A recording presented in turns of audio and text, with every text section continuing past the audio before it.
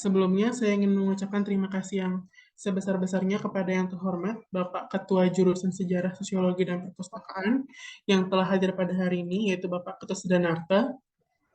Kemudian terhormat juga kepada Bapak dan Ibu dosen Univers Sejarah Sosiologi dan Perpustakaan, serta teman-teman mahasiswa yang berasal dari Undiksa maupun dari instansi lainnya. Kemudian juga yang saya banggakan kepada Bapak dan Ibu guru yang telah hadir pada hari ini, dan terkhusus juga pada pemateri kita yaitu Bapak Tri Wijaya, yang akan saya sapa dengan Bapak Tri, yang tentunya juga akan menyampaikan materi diskusi kita pada hari ini. Serta teman-teman dari Forum Literasi Keberagaman, dan juga teman-teman instansi lainnya.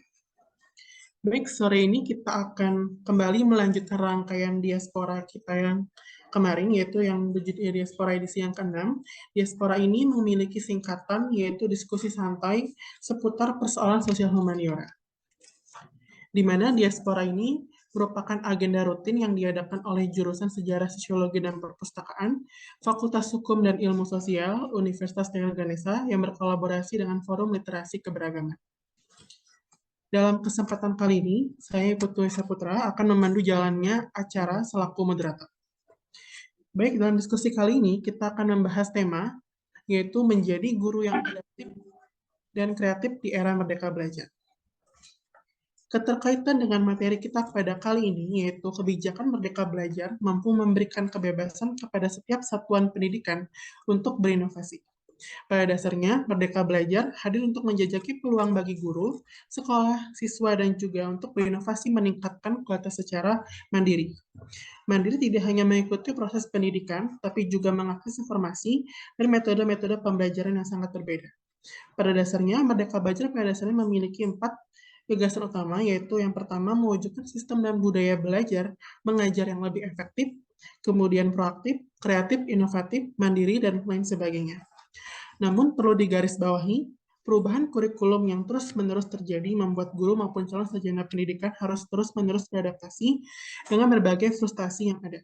Termasuk diantaranya adalah metode mengajar yang berbeda, bahkan sistem pola administrasi yang berbelit-belit. Nah, pertanyaan kemudian, bagaimana cara agar seorang guru bisa menjadi guru yang kreatif, inovatif, dan berprestasi di tengah belenggu kurikulum yang terus-menerus mengalami perubahan? Serta kemampuan apa saja yang harus dimiliki oleh para calon guru ketika kelak berhadapan dengan generasi yang lebih kompleks secara kognitif maupun psikologis. Bersamaan dengan itu, maka diaspora kali ini berusaha untuk menjawab beberapa kegelisahan yang eksis, serta mengajak para calon lulusan sarjana pendidikan untuk memahami secara filosofis menjadi seorang pendidik, bahkan juga strategi membangun kepercayaan diri dan self-awareness terhadap segala hal yang nantinya akan mereka hadapi saat menjadi seorang guru. Terlebih lagi, guru yang mengajar pada rumpun ilmu sosial humaniora yang terkadang sering terjebak pada masalah wawasan sosiologis serta historis sehingga tidak cukup cakap membangun suasana belajar yang inspiratif dan menyenangkan. Ya, terkait dengan pengantar singkat dari tema yang akan dibahas pada hari ini, maka Diaspora dan juga Forum Literasi Keberagaman menghadirkan narasumber diskusi pada hari ini, yaitu Bapak Tri Wijaya SPD MPD, yang akan saya sapa dengan Bapak Tri, yang merupakan guru sosiologi di SMA Negeri 1 Pontianak.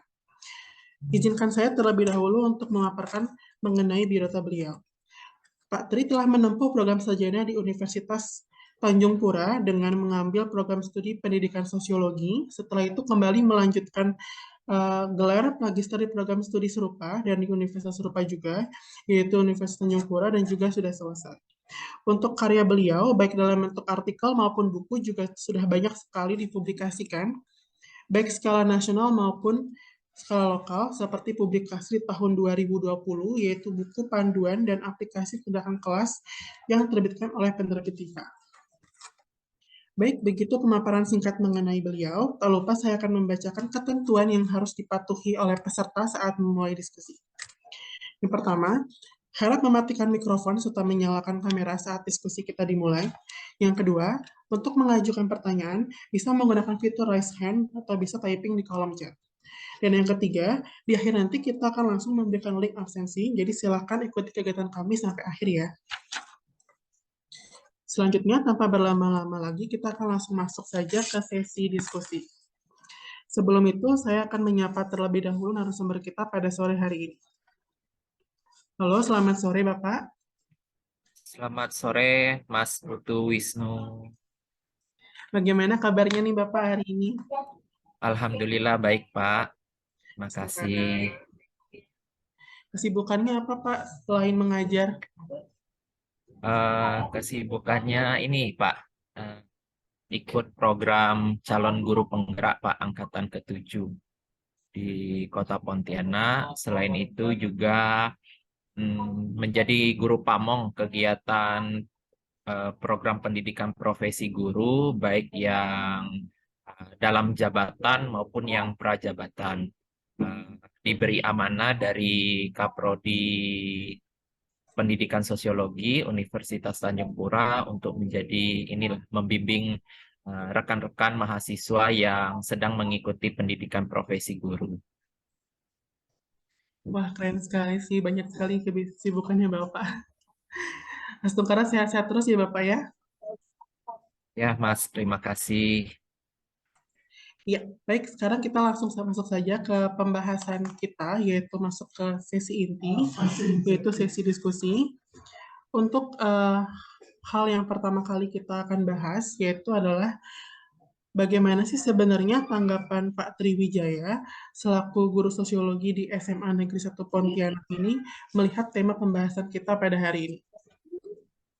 Ya, baik, Mas Putu. Sebelumnya saya ucapkan terima kasih kepada dik saya, khususnya eh, jurusan sejarah, sosiologi, dan perpustakaan yang sudah menyediakan kesempatan kepada saya untuk sharing, berbagi, berdiskusi di kegiatan sore hari ini, khusus kepada Bapak Ketut Sedana. Terima kasih Pak atas kesempatannya selaku Ketua Jurusan Sejarah, Sosiologi, dan Perpustakaan.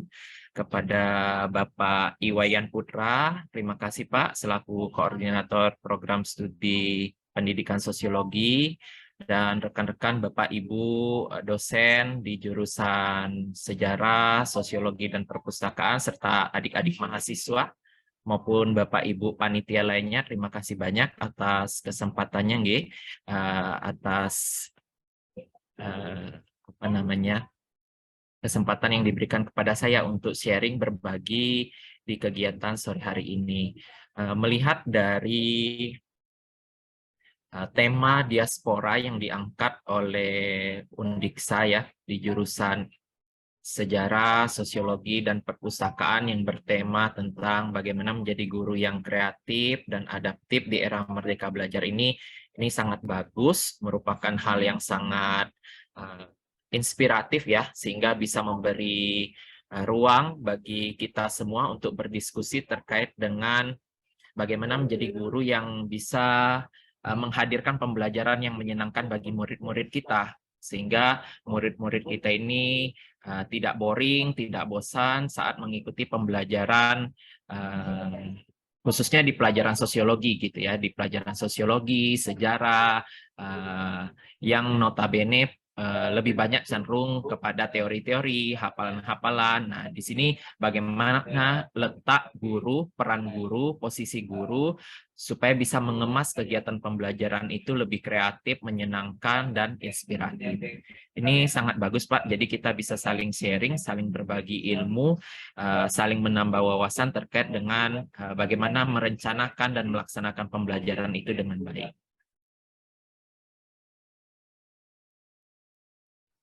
Ya, berarti lebih kepada bagaimana sebenarnya guru itu bisa menciptakan ekosistem belajar yang lebih menyenangkan ya Bapak ya, terutama Iya. bagi murid-muridnya gitu. Ya sebenarnya jika dilihat dari sisi mahasiswanya pun juga memang sangat penting sekali sih Bapak bagi mahasiswa terlebih yang merupakan juga calon sarjana kependidikan gitu ya. Tema pembahasan kali ini tuh tidak hanya mengajak mereka gitu ya, mahasiswa yang tak hanya terakomodir secara pedagogiknya saja, tapi juga bagaimana sebenarnya seorang guru itu bisa mampu menjadi guru yang adaptif maupun kreatif. Dalam artian lain, aspek profesionalnya dalam dimensi kepribadian guru itu juga terpenuhi secara baik. Oke, kita langsung masuk saja Bapak ke pertanyaan berikutnya, yaitu bagaimana sih Bapak melihat seorang guru kreatif dan adaptif ini di era Merdeka Belajar? Seperti apa sih idealnya Bapak?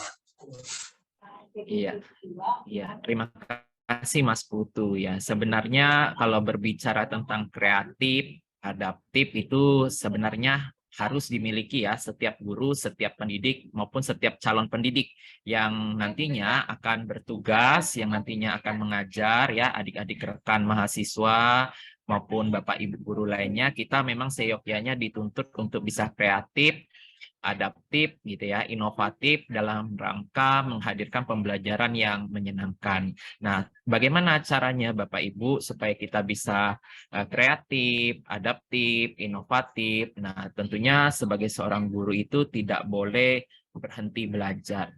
Ketika guru itu berhenti belajar gitu ya, ketika kita sebagai pendidik ini berhenti belajar, tidak mau membaca terkait dengan literatur-literatur, terkait dengan pengembangan-pengembangan keprofesionalan, maupun terkait dengan literasi pedagogik, maka seyogyanya kita itu mengajarnya akan begitu-begitu saja, gitu ya, hanya sekedar melepaskan kewajiban, hanya sekedar menggugurkan kewajiban. Nah, sebagai seorang guru, ini menjadi poin yang sangat penting, apakah kita tertantang untuk menghadirkan pembelajaran yang kreatif, apakah kita tertantang untuk menghadirkan pembelajaran yang inovatif dan adaptif, bisa menyesuaikan dengan perkembangan zaman, dengan perkembangan teknologi yang ada saat ini. Apakah kita bisa? Nah, ini letaknya kembali kepada diri individu guru itu masing-masing, kepada diri Bapak Ibu guru itu masing-masing, apakah mau berubah atau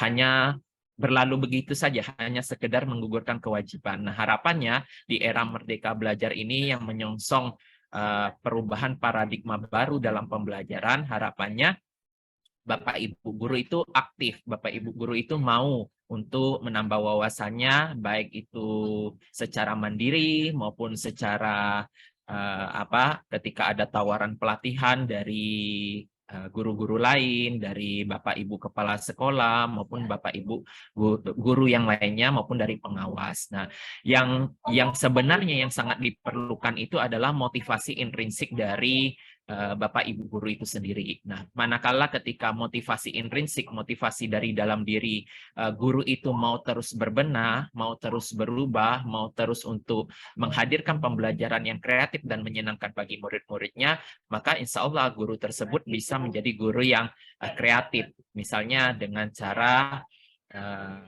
guru senantiasa menghadirkan berbagai media pembelajaran yang kreatif gitu ya, tidak hanya guru itu hanya sekedar ceramah.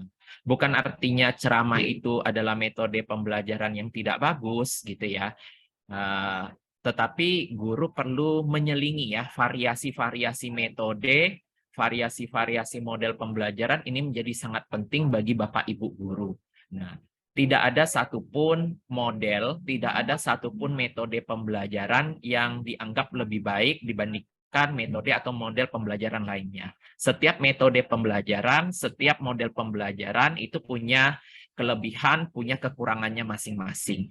Nah, ketepatan guru dalam memilih metode, ketepatan guru dalam memilih model pembelajaran ini yang menjadi sangat penting. Nah, bagaimana guru itu bisa menyesuaikan dengan karakteristik muridnya, bagaimana guru itu bisa menyesuaikan model pembelajaran yang digunakan dengan materi yang ingin disampaikan. Karena belum tentu satu model itu cocok dipakai untuk materi A misalnya. Belum tentu juga model yang pembelajaran yang ini cocok dengan materi pembelajaran yang B gitu, dan begitu seterusnya. Nah, ketepatan memilih metode, ketepatan memilih model pembelajaran ini menjadi sangat penting bagi Bapak Ibu guru, ini menjadi modal yang sangat penting bagi Bapak Ibu guru untuk mengembangkan pembelajaran yang bervariatif, yang berpihak pada murid. Seperti itu Pak Putu, Mas Putu. Ya, baik pada dasarnya sebenarnya seperti yang sudah disampaikan tadi bahwa idealnya seorang guru di era Merdeka Belajar itu adalah bagaimana sebenarnya guru itu mampu menerapkan pendidikan sepanjang hayat ya Bapak ya, yang pada dasarnya nanti bermuara pada peningkatan kualitas diri, serta dalam hal itu adalah menentukan bagaimana sebenarnya ketepatan pemilihan materi bahkan metode pembelajaran yang tentunya juga akan bermuara pada bagaimana sebenarnya anak itu bisa kasmaran gitu ya Pak ya dalam belajar gitu. Iya, betul sekali Mas Putu. Jadi memang seorang guru itu harus selalu berinovasi ya, selalu dinamis, mengikuti perubahan-perubahan yang ada, tidak berdiam diri gitu ya, menggunakan model pembelajaran yang sama, metode pembelajaran yang sama sepanjang waktu. Misal dari awal masuk dia mengajar gitu ya, sampai nanti ulangan atau penilaian akhir semester sampai selesai ulangan, model mengajarnya begitu saja ya, datar, seperti itu, statis. Nah, ini akan membuat siswa cenderung bosan atau boring. Guru itu harus pandai. Nah, di pertemuan ini menggunakan model pembelajaran ini, di pertemuan berikutnya menggunakan variasi model pembelajaran ini, serta variasi metode di dalam satu kali pembelajaran itu perlu dilakukan. Sehingga siswa-siswa ataupun peserta didik kita itu tidak bosan, tidak boring di dalam kelas. Ini menjadi sangat penting ya. Jangan sampai ketika guru itu mengajar, dalam satu kali pertemuan, misalnya 2 kali 45 menit, 90 menit pembelajaran, siswa itu hanya duduk, diam, di bangku, tidak bergerak sama sekali. Guru yang hanya menjelaskan seperti itu. Nah, ini sangat-sangat tidak diharapkan di era Merdeka Belajar ini. Bagaimana seharusnya di dalam proses pembelajaran selama 90 menit itu, 2 kali 45 menit itu, guru bisa menghadirkan variasi-variasi pembelajaran. Mungkin nanti ada yang duduk sekitar 15 menit, nanti siswa ada yang berdiri, bermain, dan lain sebagainya. Jadi ada variasi ice breaking, ada variasi games yang berhubungan dengan pembelajaran. Ini menjadi hal-hal yang perlu dikedepankan oleh Bapak Ibu guru kalau ingin menjadikan pembelajaran Bapak Ibu ini menyenangkan, bermakna bagi peserta didik kita. Demikian Mas Putu. Iya, benar banget Bapak. Saya setuju banget. Bahwa pada dasarnya esensi guru di Merdeka Belajar itu ya harus mau mengikuti perkembangan zaman yang ada begitu. Dan juga tujuannya ya tidak lain dan tidak bukan adalah untuk siswa itu sendiri gitu kan. Dan untuk selanjutnya kita masuk ke pertanyaan yang berikutnya. Ya, usaha-usaha apa saja sih yang sudah Pak Triwijaya lakukan dalam status Bapak sebagai guru yang kreatif dan juga adaptif? Mungkin bisa diceritakan dan di-sharing Bapak pengalamannya. Baik, terima kasih Mas Putu. Nah, untuk menjadi guru yang kreatif, untuk menjadi guru yang adaptif, tentu seorang guru itu harus punya modal ya, harus punya, kalau dalam bahasanya Bourdieu gitu ya, Pierre Bourdieu. Bourdieu mengatakan bahwa ada modal sosial ya. Nah, guru juga harus memiliki modal sosial ya, harus memiliki modal sebelum dia melaksanakan pembelajaran. Nah, guru itu harus kaya akan referensi. Kalau saya gitu ya, kiat-kiat yang saya lakukan itu saya memiliki program 1 bulan gitu ya. 1 bulan itu minimal guru itu harus membeli 1 atau 2 buku referensi.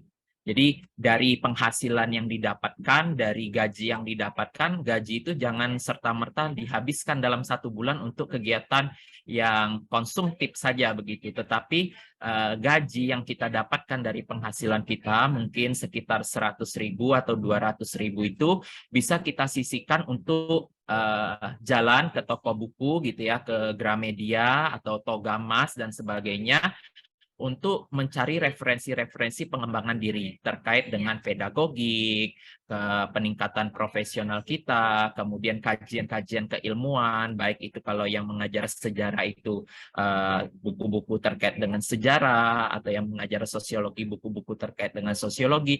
Ini menjadi sangat penting bagi Bapak Ibu guru, karena saya melihat sebagian besar gitu ya, meskipun tidak semua, ketika guru itu mendapatkan gaji gitu ya, apalagi tunjangan profesi, biasanya uang yang didapatkan itu tidak digunakan dengan pengembangan diri. Padahal sebagian dari yang kita dapatkan dari tunjangan profesi misalnya, atau dari pendapatan atau gaji yang didapatkan itu sebenarnya bisa dialokasikan untuk pengembangan diri. Nah, program saya itu 1 bulan itu 1 atau 2 buku ya. Jadi kita beli buku di Gramedia atau di Togamas atau toko buku lainnya yang bisa menambah wawasan kita, yang bisa menambah pengetahuan kita terkait bagaimana kita bisa menghadirkan pembelajaran yang bermakna, menyenangkan bagi siswa. Sangat banyak sekali ilmu-ilmu yang bisa kita dapatkan dari literasi-literasi terbaru gitu ya, yang beredar di toko buku, baik di Gramedia, Togamas maupun toko buku lainnya itu. Nah, ketika dibeli buku tersebut ya perlu dibaca, jangan hanya dibeli lalu disimpan di rak buku atau disimpan begitu saja. Itu juga tidak ada gunanya seperti itu. Nah, buku yang sudah dibeli wajib kita baca, kita habiskan, terutama di bagian poin-poin penting, di bab-bab penting yang ingin kita dalami, bisa kita baca berulang. Itu pertama. Jadi saya selalu punya program 1 bulan itu minimal 1 atau 2 buku untuk saya beli sebagai bagian dari pengembangan ilmu.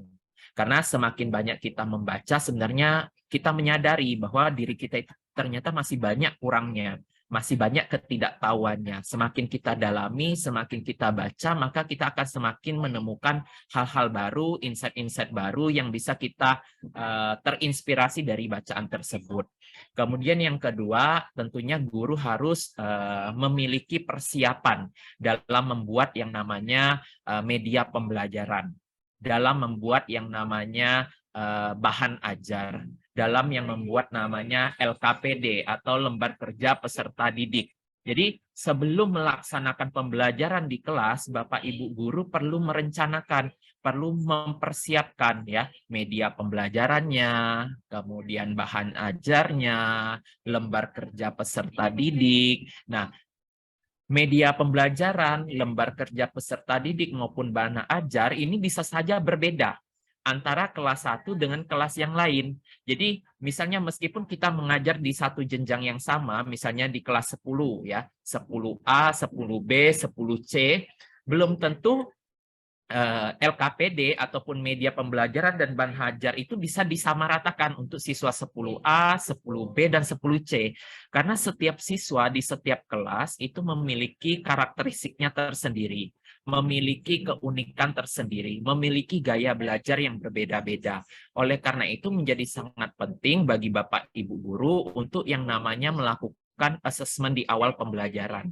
Jadi pembelajaran yang berpihak pada murid adalah pembelajaran yang bisa menghadirkan pembelajaran yang memfasilitasi kebutuhan belajar peserta didik kita. Seorang guru di awal pembelajaran ya, sebelum melaksanakan pembelajaran, misalnya ketika masuk pertama kali di semester baru atau di tahun ajaran baru, Bapak Ibu guru perlu yang namanya melakukan assessment. Baik itu assessment yang sifatnya kognitif maupun non-kognitif.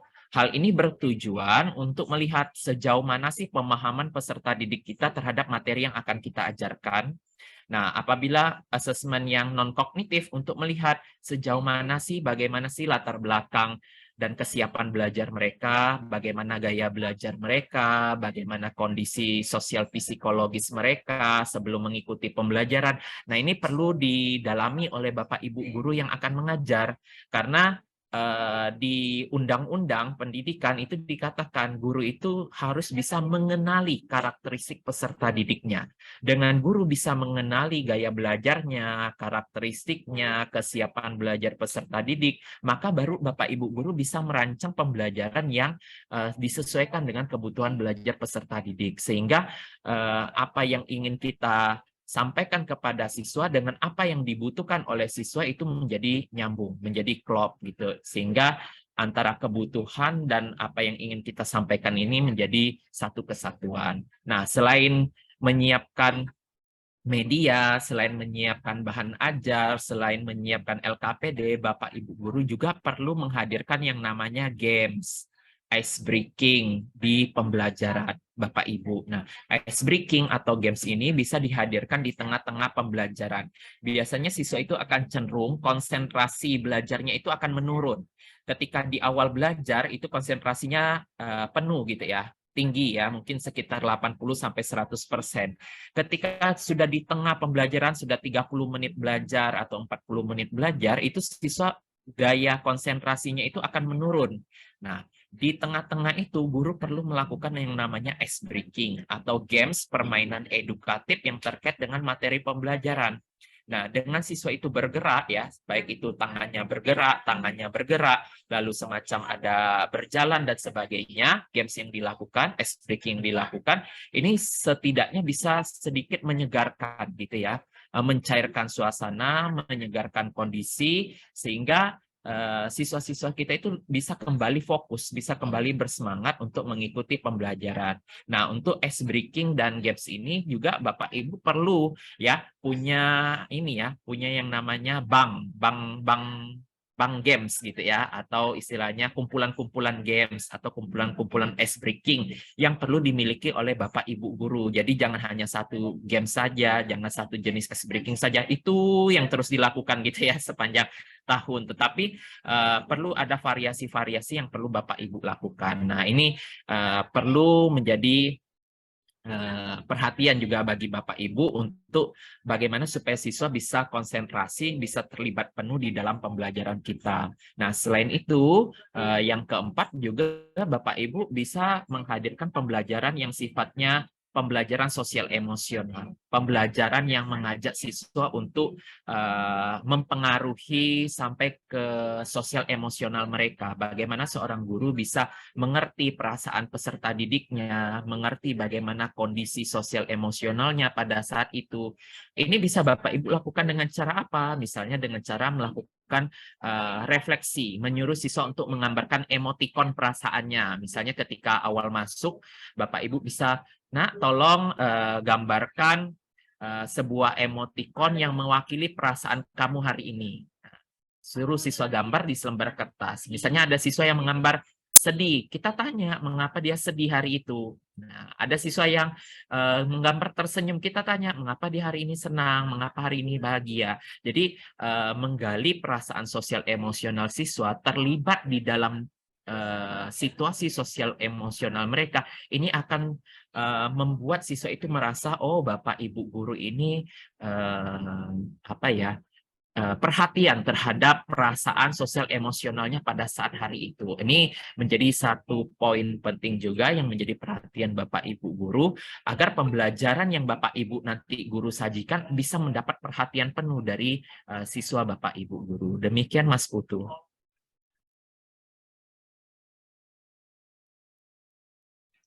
Iya, berarti pada intinya yang untuk melihat bagaimana sih sebenarnya usaha-usaha guru itu bisa menjadi guru yang ideal dan juga dalam artian lain itu adalah guru yang adaptif dan kreatif itu adalah bagaimana sebenarnya agar seorang guru itu mampu memanfaatkan kapital atau modal yang ada dalam sebuah arena gitu ya Bapak ya, di mana modal kapital itu bermain dalam wacana bagaimana sih sebenarnya seorang guru itu mampu mengakomodir kebutuhannya dalam usaha untuk meningkatkan modal simbolik yang mereka punya gitu kan. Dan juga termasuk tadi juga dibahas sama Bapak yang berkaitan dengan bagaimana sih sebenarnya seorang guru itu mampu menciptakan pembelajaran yang lebih terdiferensiasi gitu kan. Karena kan kita tahu kalau tiap murid pasti memiliki potensi dan juga bakat yang berbeda-beda, tentu pembuatan LKPD dan juga pembuatan modul pembelajaran pun juga mesti disesuaikan begitu. Serta yang terakhir tadi, yaitu penting bagi seorang guru juga untuk bagaimana sebenarnya mereka itu mampu menciptakan pembelajaran yang lebih menyentuh gitu ya, dengan cara ya menciptakan pembelajaran yang social emotional learning tadi yang seperti yang dibilang sama Bapak. Ya, mungkin kita langsung masuk saja Bapak ke pertanyaan berikutnya. Nah, Pak, kan selama pelaksanaan kurikulum Merdeka Belajar ini, ada satu kebijakan yang patut kita sorot selama pelaksanaannya, yaitu mengenai program guru penggerak gitu ya. Nah, sebenarnya jika kita lihat kan eksistensi program guru penggerak ini kan sangat positif gitu ya Pak ya. Tapi di luar daripada itu, dalam pelaksanaannya itu di lapangan dan menurut pengamatan Bapak tuh kira-kira dengan adanya program ini tuh apakah sudah mampu gitu Bapak ya, membantu guru untuk menyandang status sebagai guru yang adaptif dan juga kreatif gitu. Baik, terima kasih Mas Putu. Saya melihat ya untuk program guru penggerak ini sangat positif ya, sangat bagus karena di dalam pendidikan guru penggerak banyak sekali modul-modul, materi-materi yang sebenarnya belum pernah waktu itu saya dapatkan ketika perkuliahan di S1 maupun S2. Tetapi di pendidikan guru penggerak ini saya mendapatkan satu insight baru, satu pengalaman baru bahwa ternyata banyak loh materi-materi yang terkait dengan pedagogik yang bisa kita manfaatkan, yang bisa kita terapkan di dalam pembelajaran kita ke depannya. Jadi Bapak Ibu guru, adik-adik mahasiswa, apabila program pendidikan guru penggerak ini terus berlanjut gitu ya, silakan diikuti, silakan diikutkan program ini, karena program ini menurut saya sangat bagus, akan berdampak positif. Banyak sekali materi-materi yang sebenarnya belum kita dapatkan mungkin di perkuliahan, itu kita dapatkan di pendidikan guru penggerak ini. Misalnya salah satu materi yang cukup menarik gitu ya, seperti yang tadi juga disampaikan oleh Mas Putu, ada pembelajaran berdiferensiasi. Nah, pembelajaran berdiferensiasi ini salah satu modul ya, salah satu materi yang dihadirkan di program pendidikan guru penggerak. Dalam arti guru itu harus bisa menghadirkan pembelajaran yang mengakomodir berbagai ragam kebutuhan belajar peserta didik ya, karena kita tahu peserta didik kita itu ada yang gaya belajarnya mungkin visual, ada yang gaya belajarnya auditori, kinestetik, maupun gabungan dari kedua maupun ketiganya tersebut. Nah, di sini menjadi sangat penting bagi Bapak Ibu guru untuk bisa menghadirkan pembelajaran yang mengakomodir berbagai ragam kebutuhan peserta didik ya, terkait dengan namanya. Nah, ini Bapak Ibu guru sehingga bisa membuat pembelajaran yang mengakomodir berbagai ragam gaya belajar dari peserta didik. Kemudian di program pendidikan guru penggerak juga kita diajarkan bagaimana sih melakukan yang namanya restitusi. Nah, di situ ada modul yang namanya segitiga restitusi. Jadi ketika siswa itu melakukan suatu kesalahan, melakukan suatu kelalaian, nah Bapak Ibu guru di program pendidikan guru penggerak ini diajarkan, diberikan suatu ilmu baru bagaimana mengelola gitu ya, bagaimana mengelola siswa yang mengalami permasalahan, bagaimana guru itu bisa menerapkan restitusi. Restitusi itu mengembalikan keadaan siswa menjadi lebih baik, menjadi lebih kuat dengan cara mereka sendiri. Jadi guru itu tidak serta-merta langsung menjudge atau menghukum siswa, tetapi di situ guru diajarkan untuk menanyakan kembali keyakinan-keyakinan, kebajikan-kebajikan, nilai-nilai yang dijunjung tinggi. Apa sih yang telah kita sepakati bersama, apa sih yang kita junjung tinggi, yang sudah kita sepakati, kemudian siswa akan menyadarinya kembali melalui kegiatan segitiga restitusi. Dengan cara yang pertama itu ada namanya menstabilkan identitas.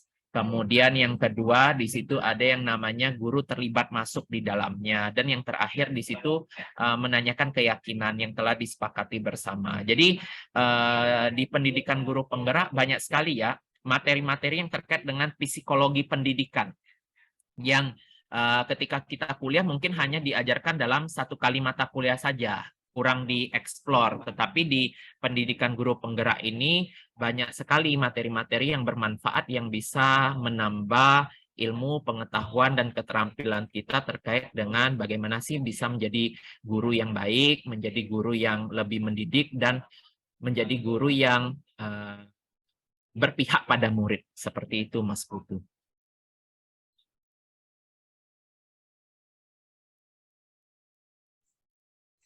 Ya, jadi pada dasarnya memang kalau program guru penggerak itu kita bisa melihat bahwa sebenarnya pada intinya itu mampu meningkatkan kapabilitas, baik itu kapabilitas pedagogik maupun kapabilitas profesional kita ya Bapak ya.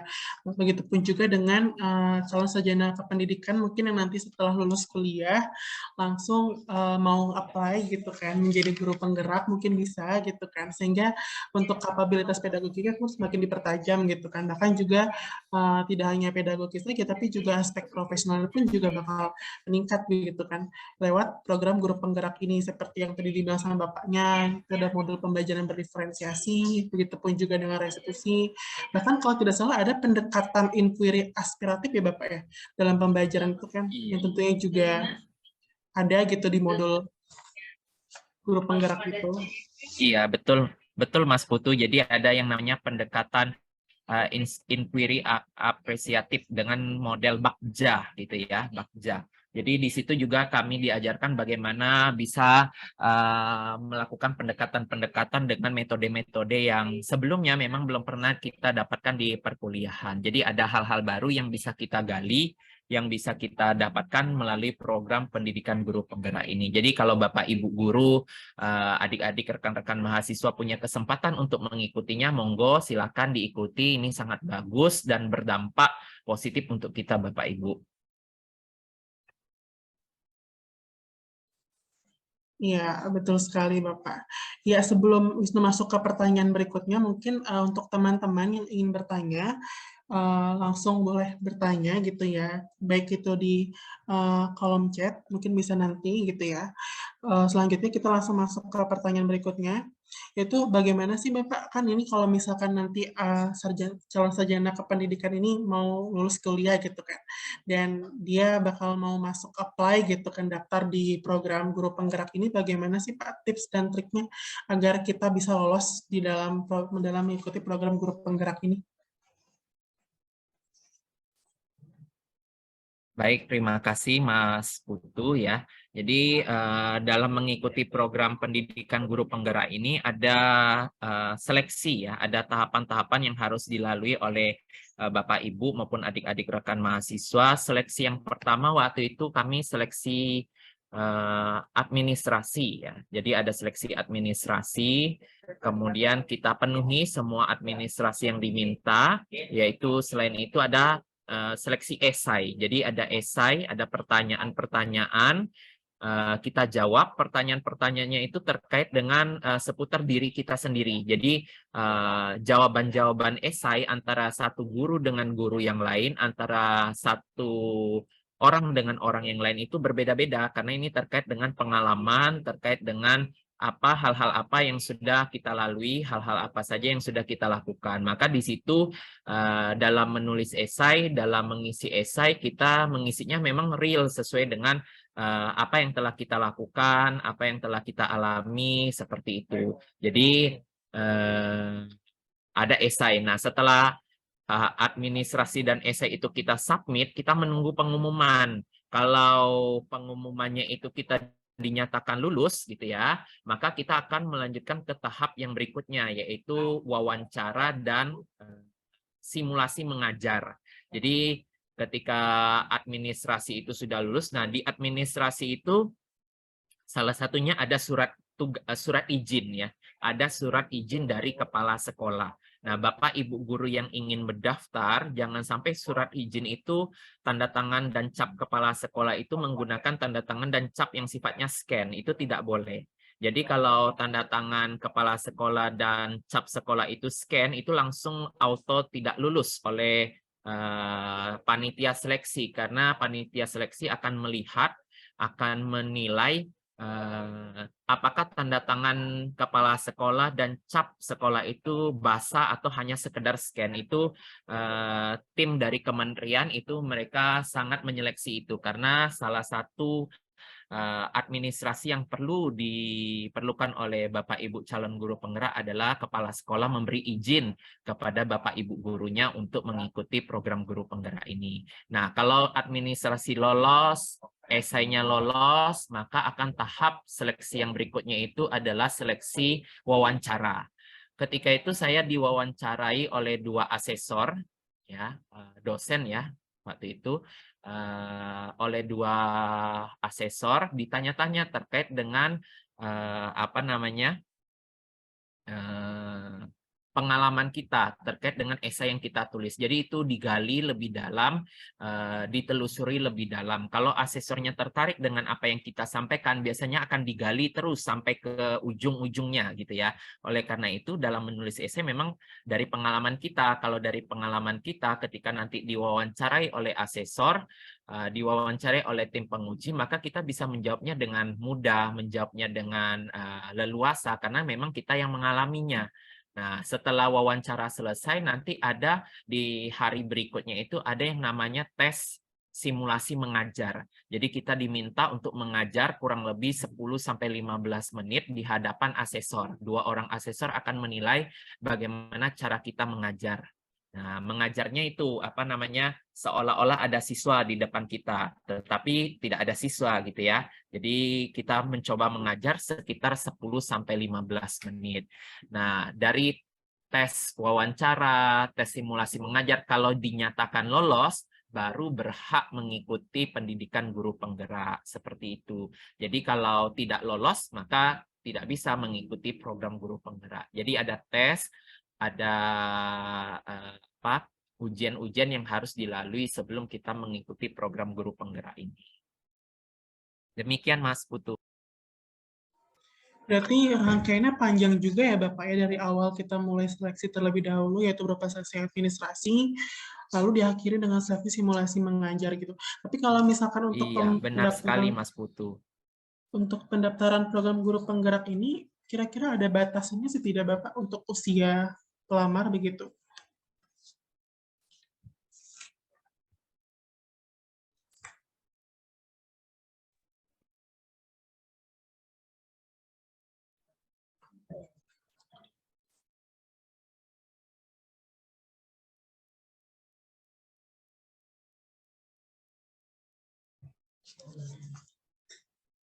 Mohon maaf Bapak, apakah suara saya sudah terdengar?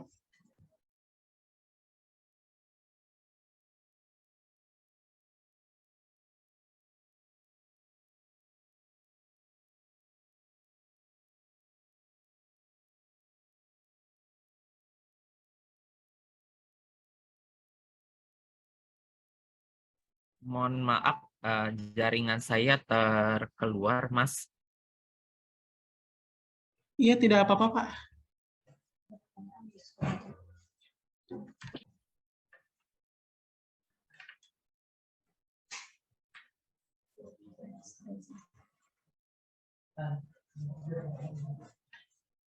Mohon maaf Bapak, tadi apakah suara saya sudah terdengar? Ini barusan terdengar, Mas. Ya, saya ulang lagi ya Bapak ya pertanyaannya. Untuk program guru penggerak ini kira-kira ada batasan maksimal nggak sih Bapak untuk usianya? Ada, Pak. Dibatasi umur guru itu tidak lebih dari 50.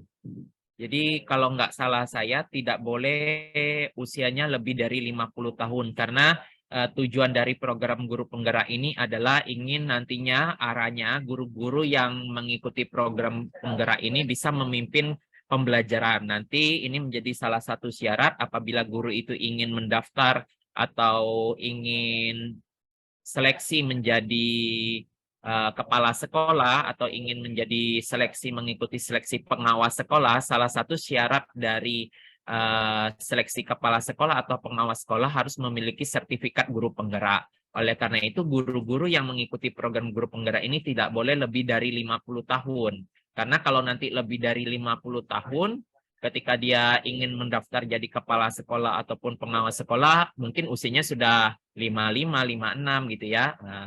Tidak maksudnya untuk melihat perkembangan-perkembangan ini tidak bisa dengan mudah melihatnya seperti itu. Makanya usia yang ditargetkan itu kurang dari 50 tahun. Demikian Mas Putu. Iya, berarti untuk teman-teman maupun juga untuk Bapak Ibu guru yang mungkin mau apply program guru penggerak mungkin bisa dicatat ya Bapak Ibu ya, bahwa sebenarnya untuk usia batasannya itu adalah tidak lebih dari 50 tahun gitu. Oke, untuk selanjutnya kita masuk ke pertanyaan yang berikutnya. Ya, sebenarnya kira-kira ada nggak sih Pak program dari pihak sekolah gitu yang mampu meningkatkan guru-guru terutama di SMA Negeri 1 Pontianak gitu ya Bapak ya, agar guru-guru itu dapat menyandang status sebagai guru yang kreatif dan adaptif. Karena kan kalau kita lihat itu kan Bapak, jika kita mengacu pada pendanaan skema Merdeka Belajar itu kan dia ada 4 program tersendiri ya. Yang pertama itu mungkin sekolah penggerak gitu yang memang sudah dibantu melalui dana afirmasi gitu ya, untuk membuat sebuah program yang arahnya itu memang tujuannya ke Merdeka Belajar, sama juga ada memang benar-benar sekolah yang dia itu mandiri gitu Bapak, menciptakan program program-program yang memang bertujuan ke arah Merdeka Belajar, tapi itu seperti kayak misalkan ada Mandiri Berubah, Mandiri Belajar, dan bahkan juga Mandiri Berbagi. Nah, kalau di sekolah SMA Negeri 1 Pontianak itu seperti apa sih Bapak untuk programnya? Ya, baik. Terima kasih Mas Putu. Kebetulan di sekolah kami, SMA Negeri 1 Pontianak, kami sudah menerapkan kurikulum Merdeka ini selama 2 tahun. Jadi, mengapa bisa sudah 2 tahun kami menerapkan program kurikulum Merdeka ini? Karena sekolah kami merupakan salah satu sekolah penggerak yang ada di Kota Pontianak, Kalimantan Barat. Waktu itu kepala sekolah, ya, jadi sekolah-sekolah yang menyandang sebagai sekolah penggerak itu adalah sekolah-sekolah yang di mana kepala sekolahnya telah lulus seleksi. Jadi kepala sekolahnya dites, diseleksi. Kalau kepala sekolahnya lulus tes atau lulus seleksi, maka sekolahnya akan mengawal dan mengimplementasikan program sekolah penggerak. Nah, di mana sekolah penggerak ini adalah sekolah yang harus menerapkan implementasi kurikulum Merdeka. Nah, karena sudah berjalan menjadi sekolah penggerak, sehingga kami sudah melaksanakannya ini 2 tahun. Jadi kelas 10 itu kurikulum Merdeka, kelas 11 juga kurikulum Merdeka. Jadi sudah 2 tahun ini kami menjalankan program kurikulum Merdeka karena kami kebetulan sekolah kami ditunjuk juga dan kepala sekolah lulus seleksi sehingga sekolah kami disebut sebagai sekolah penggerak. Nah, sementara kalau untuk sekolah-sekolah yang bukan sekolah penggerak itu mereka baru hanya mungkin baru 1 tahun ini menerapkan kurikulum Merdeka. Sementara sekolah-sekolah yang menyandang sebagai sekolah penggerak, mereka sudah menerapkannya selama 2 tahun. Demikian Mas Putu.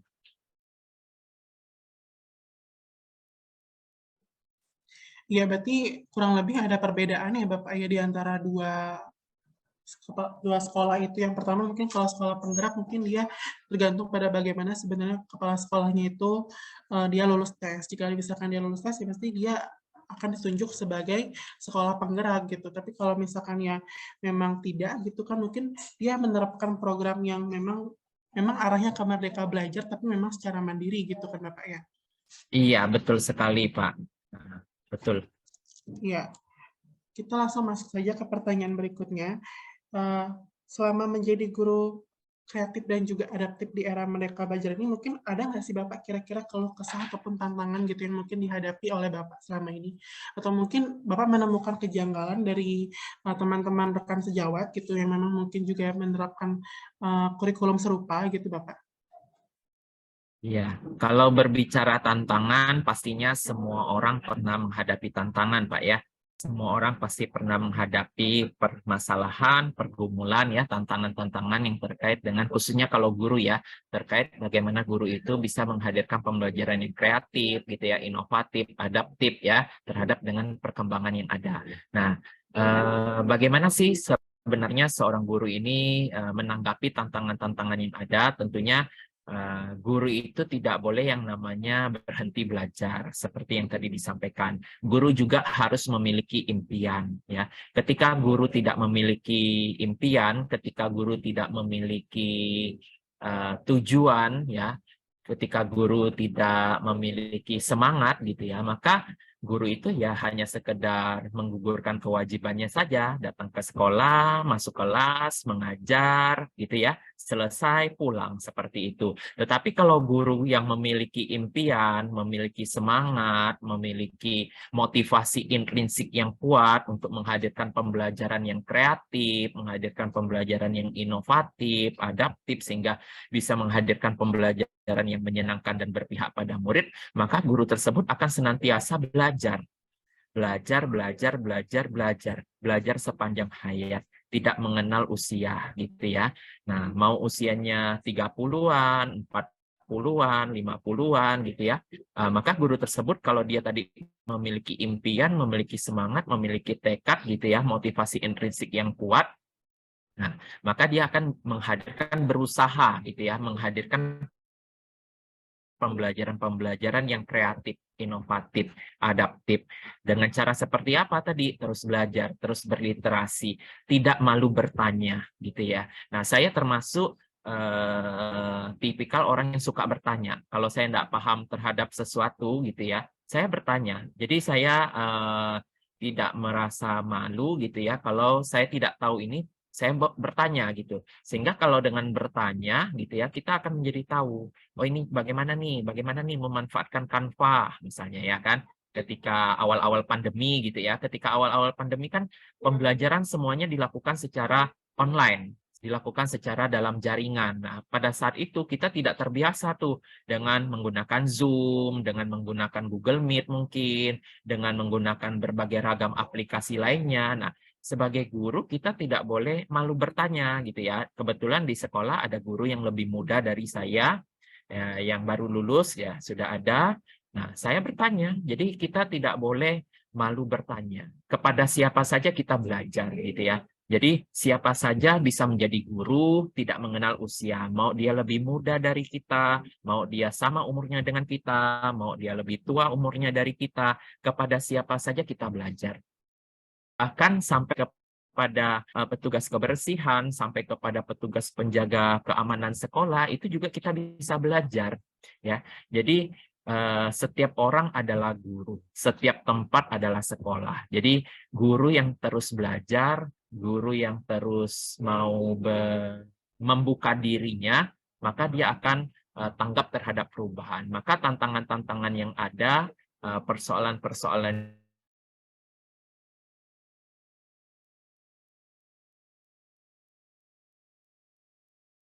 Ya, baik Bapak. Jadi pada intinya kalau kita melihat itu bahwa esensi dari guru dalam di era Merdeka Belajar ini adalah guru yang mampu mengikuti sesuai dengan perkembangan zaman yang ada gitu ya Bapak. Jadi bagaimana sebenarnya guru itu mampu menciptakan metode pembelajaran yang baik, kemudian memilih materi yang tepat guna untuk bagaimana sebenarnya agar seorang siswa itu ya mampu kasmaran gitu dalam belajar, sehingga ya dalam hal ini kita bisa melihat bahwa sebenarnya tujuan pendidikan itu dapat terrealisasikan dengan baik. Nah, tujuannya itu apa ya? Bagaimana sebenarnya agar murid itu dapat dituntun kodratnya gitu ya, baik itu dari sisi pengetahuannya, kemudian juga potensi bakatnya gitu. Karena kan tiap orang juga pasti memiliki bakat yang berbeda-beda gitu kan. Lebih kepada itu sih Bapak ya. Siap, Mas, betul sekali. Iya, karena di kolom chat juga sudah banyak banget peserta yang bertanya, jadi sepertinya kita langsung saja membacakan pertanyaan yang sudah ada di kolom komentar. Yang pertama dari Bapak Suwardi Rashid, izin bertanya Bapak, bagaimana pendapat Mas terkait teks dalam kurikulum Merdeka yang menyatakan bahwa guru harus menghamba kepada murid. Diksi menghamba apa tidak ada yang lebih baik gitu. Ya, kurang lebih seperti itu Bapak, mungkin bisa langsung dijawab. Baik, terima kasih kepada Bapak. Pertanyaan terkait dengan diksi menghamba pada murid. Memang ya, di salah satu modul dari pendidikan guru penggerak itu ada yang nama modulnya filosofi pendidikan Bapak Ki Hajar Dewantoro gitu ya. Jadi di mana beliau di dalam pandangannya, di dalam filosofi pendidikannya itu mengatakan guru itu harus menghamba pada murid. Nah, kata menghamba di sini bukan arti kita harus menyembah siswa gitu ya, bukan seperti itu. Nah, pemilihan kata menghamba ini sebenarnya kalau dari kacamata Bapak Ki Hajar Dewantara itu bagaimana seorang guru itu bisa memenuhi kebutuhan belajar murid. Bagaimana seorang guru itu bisa memfasilitasi murid itu untuk belajar. Karena selama ini memang pendidikan kita itu dilihat gitu ya, selama ini kebanyakan tidak memerdekakan murid di dalam belajar, tidak memberi kesempatan kepada murid untuk berkembang sesuai dengan karakteristik dan minat bakatnya. Oleh karena itu di pandangan Bapak pendidikan kita, Bapak Ki Hajar Dewantara, guru itu harus bisa menghadirkan pembelajaran yang berpihak pada murid, menghadirkan pembelajaran yang mengakomodir kebutuhan belajar murid yang disesuaikan dengan karakteristik, minat, dan kebutuhan belajarnya. Bapak Ki Hajar Dewantara mengibaratkan di seperti itu. Tanaman jagung berubah menjadi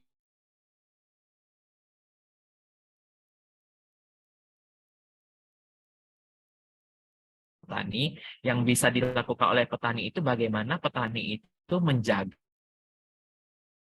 tumbuh maksimal. Bagaimana bibit padi itu tadi bisa tumbuh dengan baik gitu ya. Bagaimana bibit padi itu bisa tumbuh berkembang, bulir-bulirnya menjadi bagus dan berbuah dan menghasilkan bulir-bulir yang banyak. Demikian juga jagung gitu ya.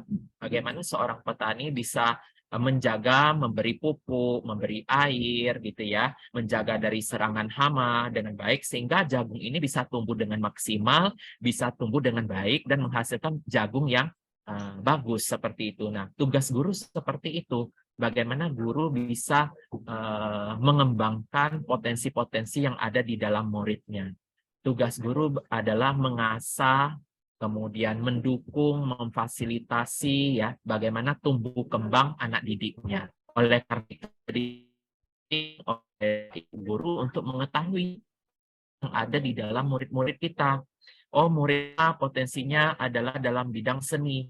Nah, guru itu bisa mengarahkan siswa itu supaya bakat dia di bidang seni itu bisa tumbuh secara maksimal, tumbuh secara potensial, yaitu dengan cara menghadirkan itu tadi pembelajaran yang berpihak pada murid, pembelajaran yang memenuhi kebutuhan belajar murid.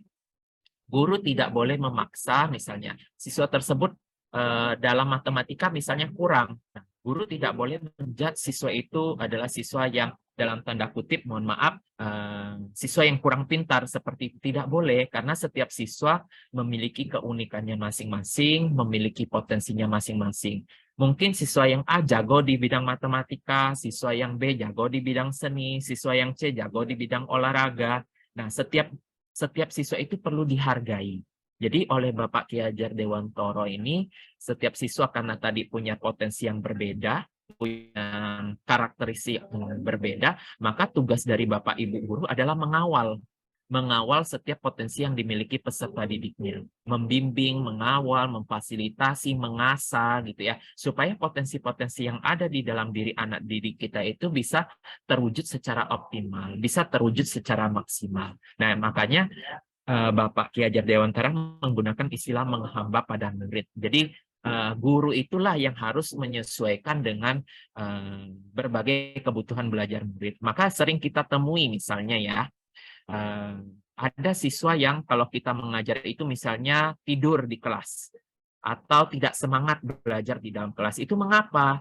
Nah, karena salah satu dari kebutuhan siswa di dalam belajar itu tidak terpenuhi. Nah, siswa itu memiliki kebutuhan belajar. Salah satu yang dimiliki siswa itu adalah misalnya kebutuhan akan kesenangan. Bisa jadi Bapak Ibu guru yang mengajar itu tidak menghadirkan kebutuhan kesenangan itu di dalam proses pelajaran sehingga siswa merasa bosan, merasa boring, akhirnya siswa itu tertidur di kelas, ngantuk di kelas karena guru tidak memberikan kebutuhan belajar akan kesenangan. Nah, lalu bagaimana caranya supaya siswa itu kebutuhan belajar akan kesenangan itu bisa terpenuhi? Guru harus bisa menghadirkan kebutuhan belajar itu dengan cara apa? Menghadirkan pembelajaran yang menyenangkan dengan games, dengan ice breaking, dengan menggunakan media pembelajaran yang interaktif, atraktif, membuat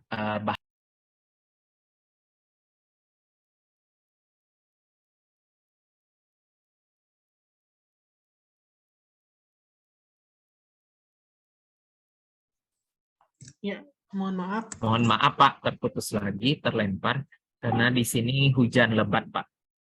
Ya, tidak apa-apa, Pak. Jadi saya sambung, jadi bagaimana seorang guru itu bisa memenuhi kebutuhan belajar muridnya. Tadi kalau siswa ada yang bosan, tertidur di kelas, itu mungkin karena kebutuhan belajar dia akan kesenangan itu nggak terpenuhi sehingga siswa itu tertidur, ngantuk di kelas, malas mengikuti pembelajaran. Maka seorang guru harus mengakomodir kebutuhan belajar akan kesenangan dengan cara apa tadi? Menghadirkan pembelajaran yang menarik, ada games, ada ice breaking dan lain sebagainya. Demikian Mas Putu. Iya, berarti tadi seperti yang sudah dijelaskan oleh Pak Tri, bahwa sebenarnya bagaimana sih sebenarnya pentingnya seorang guru itu menciptakan yang namanya pembelajaran yang berdiferensiasi gitu ya, tentunya sesuaikan dengan kebutuhan dari siswanya itu sendiri gitu kan, dan juga memang tujuannya semata-mata untuk anak didik itu sendiri gitu. Mungkin untuk Pak Suwardi Rasid bisa diterima untuk jawabannya, atau apakah ada yang ingin ditanyakan lagi, Pak Suwardi Rasid?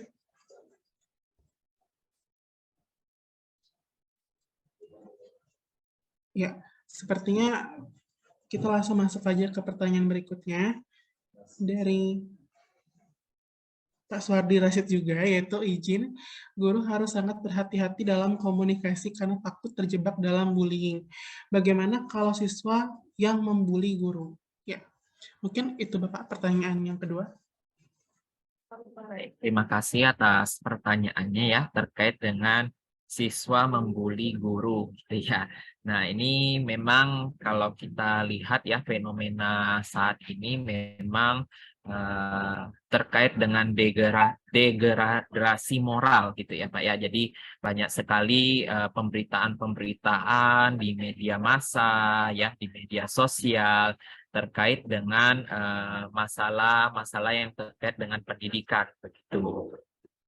Nah, sehingga ini menjadi perhatian bagi kita semua, bagaimana caranya supaya moral ya, nilai-nilai, norma-norma ini bisa terlaksana dengan baik gitu ya, sehingga siswa-siswa kita bisa terdidik dengan baik, bagaimana cara dia bertutur, berkata. Nah, ini menjadi sangat penting dan menjadi perhatian bagi kita semua.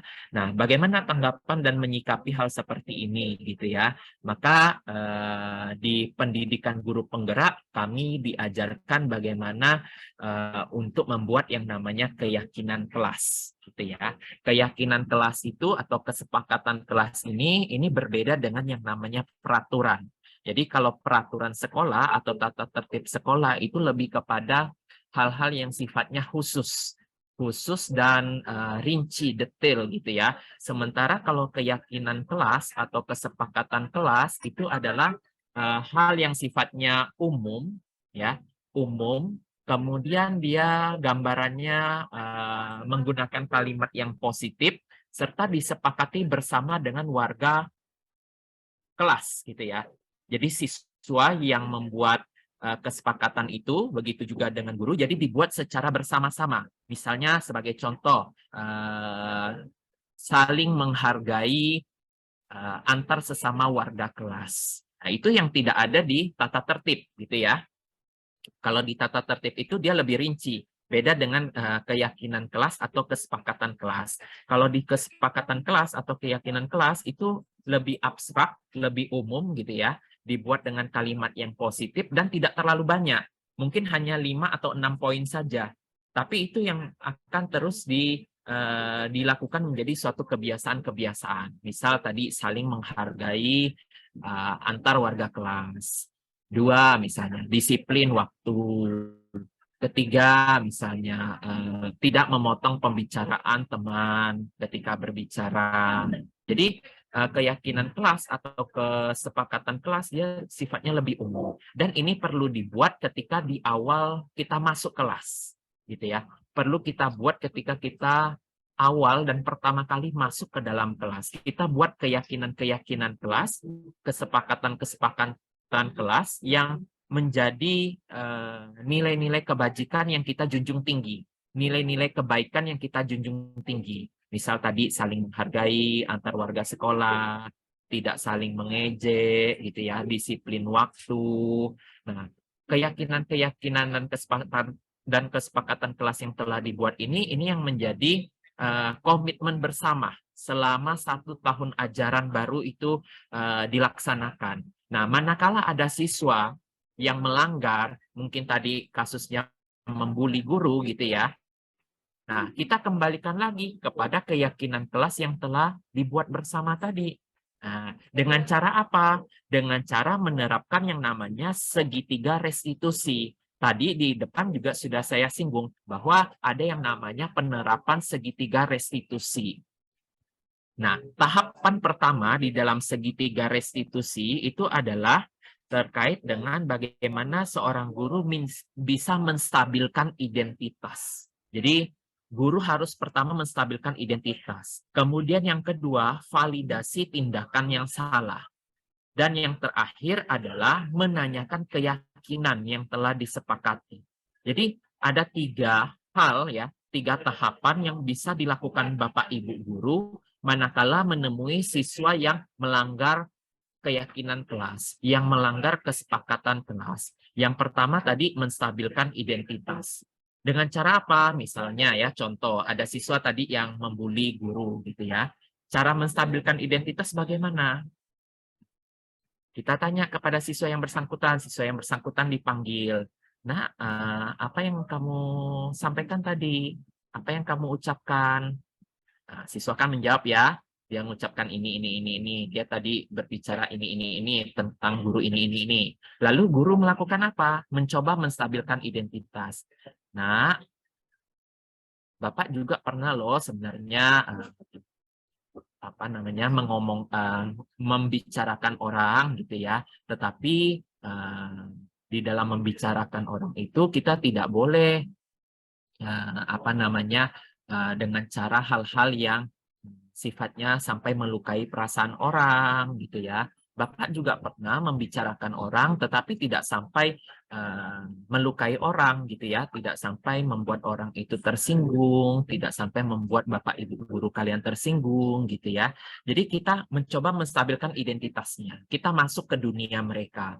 Bapak pernah loh membicarakan orang seperti itu, tetapi Bapak tidak sampai menggunakan kata-kata yang kurang baik, menggunakan kata-kata yang kurang sopan.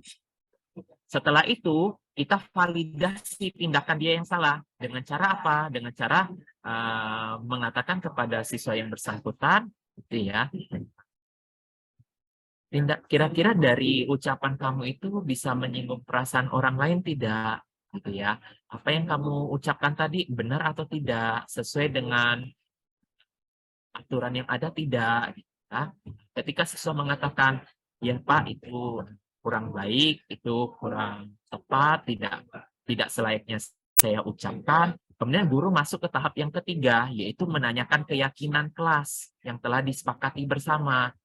Nah, bagus ya, nah kamu masih ingat terkait dengan aturan yang sudah kita sepakati. Kamu masih ingat tidak dengan keyakinan kelas yang sudah kita buat di awal semester kemarin? Gitu ya, kita tanyakan keyakinan yang telah kita sepakati. Nah, kamu masih ingat tidak dengan keyakinan kelas yang kita sepakati di awal kemarin, di awal ajaran kemarin? Oh, masih Pak. Saling menghargai Pak. Nah, bagus. Kamu masih ingat ya, kita harus saling menghargai antar warga sekolah.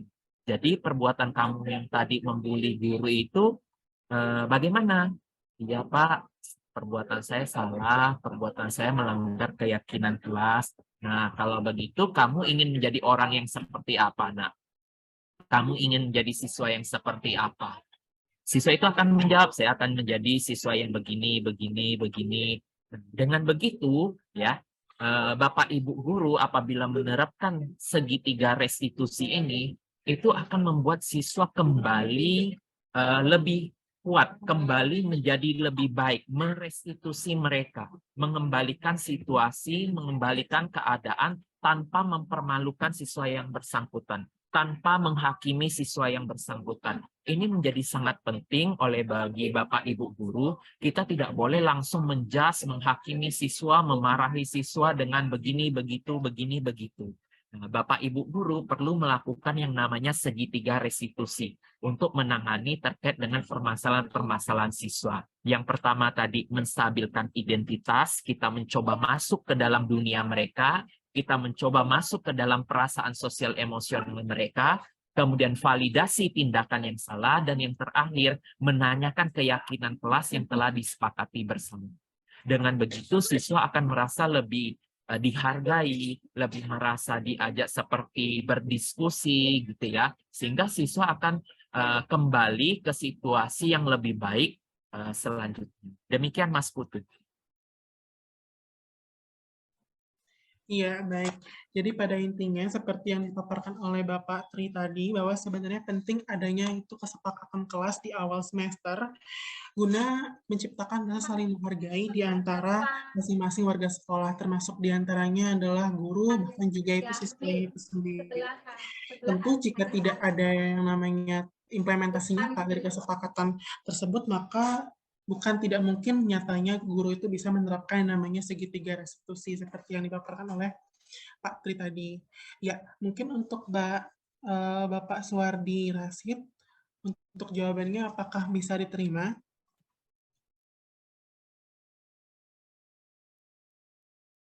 Ya, atau mungkin kita langsung masuk saja ke pertanyaan berikutnya dari Bapak Igustimade Arya Sutrawirawan.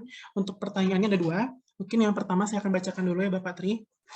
Untuk yang pertama adalah sanksi apakah yang paling efektif diberikan oleh guru-guru baru atau guru muda terutama ketika berhadapan dengan siswa yang melanggar namun secara usia tidak berbeda jauh dengan guru tersebut. Begitu Bapak untuk pertanyaan pertama. Baik, terima kasih Mas Putu. Jadi memang kadang-kadang ini menjadi dilema Pak ya. Jadi di sekolah itu kadang ada guru muda gitu ya, yang masih baru fresh gratitude ya, baru lulus, lalu sudah dipercaya mengajar di satuan pendidikan. Nah, yang dimana kadang-kadang usia usia guru yang bersangkutan dengan siswa itu kadang-kadang hanya selisih ya kadang 5-6 tahun begitu ya, tidak begitu jauh usianya. Terus bagaimana caranya untuk mensiasati hal seperti itu? Nah, ini memang pernah juga saya alami Pak ya. Jadi ketika saya pertama kali masuk mengajar gitu di tahun 2015, saya lulus kuliah S1 2014. Kemudian diterima mengajar di sekolah ini di tahun 2015. Jadi lulus langsung ada pembukaan diterima di tahun 2015 sehingga memang usia saya ketika mengajar itu tidak jauh berbeda dengan usia murid, terutama murid siswa kelas 12 Pak ya, yang mau masuk ke perguruan tinggi. Terus bagaimana cara menghadapi situasi seperti itu? Nah, kita sebagai Bapak Ibu guru tentunya ada yang kita kenal namanya posisi kontrol guru. Ada guru sebagai teman, ada guru sebagai manajer, ada guru sebagai pembuat merasa bersalah, ada guru sebagai penghukum, dan ini perlu kita lakukan Bapak Ibu guru. Jadi ada peran-peran, ada hal-hal yang bisa kita atur gitu ya. Jadi ada saatnya kita bisa berperan guru sebagai teman gitu. Ada saatnya kita bisa berperan guru sebagai manajer. Ada saatnya kita berperan guru sebagai pendamping seperti itu. Jadi perlu ada yang namanya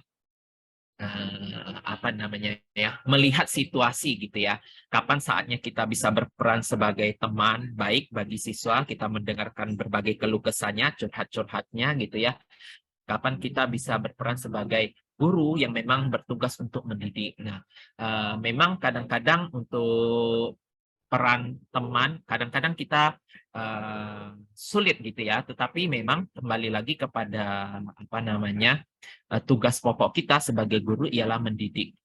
Tidak hanya sekedar mengajar, tetapi tugas kita adalah sebagai pendidik yang mendidik. Siswa-siswa ini bisa memiliki karakter yang baik, baik secara akhlaknya, secara moralnya, secara sikapnya gitu ya, pengetahuannya, keterampilannya. Jadi intinya perlu ada variasi dan ketepatan dalam memilih posisi kontrol guru ya. Ada kalanya memang sebagai teman, ada kalanya sebagai manajer, ada kalanya sebagai memang guru yang tugasnya mendidik, mengajar dan sebagainya. Jadi guru juga harus punya batasan-batasan tertentu ya yang menjadi panduannya dalam setiap langkah-langkah di dalam melaksanakan tugas sehari-harinya sebagai guru. Jadi silakan disampaikan kepada murid, silakan disampaikan kepada siswa dan peserta didik gitu ya. Sekarang posisi Bapak sebagai guru di depan kelas gitu ya. Tolong hargai, tolong saling kita hargai ketika kamu berbicara, Bapak mendengarkan, ketika Bapak berbicara tolong kamu dengarkan. Jadi perlu ada kesepakatan bersama antara siswa dan murid. Kapan memang posisinya bisa saling santai diskusi. Kalau santai diskusi mungkin bisa di luar sekolah. Begitu, Mas Putu. Terima kasih. Ya, seperti yang dipaparkan oleh Bapak Tri tadi, bahwa penting bahwasannya kita sebagai seorang guru, tadi seperti istilah yang dibagikan oleh Pak Tri, itu mengenal yang namanya posisi guru gitu ya Bapak ya. Dalam kaitannya dengan bagaimana sih guru itu bersikap layaknya seorang teman gitu, bersikap layaknya menjadi seorang manajer gitu kan. Bahkan juga termasuk diantaranya sebagai seorang pendidik gitu kan, yang tentunya juga memiliki regulasi ataupun wewenang dalam yang namanya memberikan arahan kepada anak didik mana yang baik dan mana yang buruk gitu ya. Ya, kita langsung masuk ke pertanyaan yang berikutnya dari Bapak Ari juga, yaitu bagaimana membangun efektivitas dalam pembelajaran berdiferensiasi, terutama di kelas-kelas yang jumlah siswanya lebih dari 40. Karena selama ini banyak guru yang merasa tidak memiliki cukup waktu dan tenaga untuk memberikan perhatian kepada siswa-siswa yang memang memiliki karakter sulit diatur. Nah, begitu Bapak pertanyaan. Baik, terima kasih Mas Putu atas pertanyaannya. Memang dalam pandangan Tomlinson, gitu ya. Jadi Tomlinson itu adalah ahli pendidikan yang memang menelurkan ya, yang mencetuskan pembelajaran berdiferensiasi, Tomlinson. Jadi Tomlinson itu menyatakan untuk mengimplementasikan pembelajaran berdiferensiasi itu memang untuk jumlah siswa yang sangat banyak itu sangat sulit, gitu ya. Nah, idealnya gitu ya untuk menerapkan praktik pembelajaran dan implementasi pembelajaran berdiferensiasi itu jumlah siswa di dalam kelas itu tidak boleh sangat banyak, apalagi sampai 40 seperti itu. Guru akan memang sangat kewalahan. Oleh karena itu, untuk menerapkan praktik pembelajaran diferensiasi supaya efektif, gitu ya, supaya berjalan dengan baik, memang jumlahnya itu jangan sampai lebih dari 30, ya. Apalagi kalau sudah sampai 40, gitu ya. Nah, itu sangat tidak efektif. Lagi pula kalau di Dapodik, di data pokok pendidikan, jumlah siswa dengan jumlah 40 di dalam satu rombel itu tidak akan diterima oleh Dapodik. Nah, maksimal kalau nggak salah saya itu 36.